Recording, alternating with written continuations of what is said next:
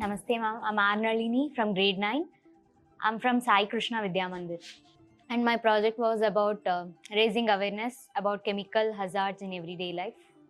Hazards is something which is harmful, and every day, like some commonly we'll travel most. So we'll use tickets, we'll get tickets. So ticket contains some chemicals. So we are trying to raise awareness about the chemicals that ticket contain. They are hazardous because they cause cancer. They are endocrine disruptors, and they enter our body just by our skin. When we touch, they enter our body. This is rotary evaporator.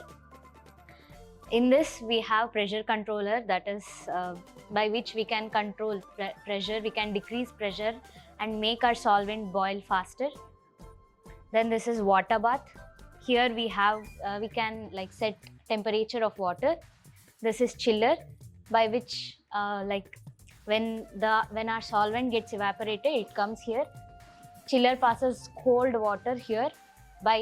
Because of that cold temperature, that evaporated solvent gets transferred into liquid, and it gets stored here.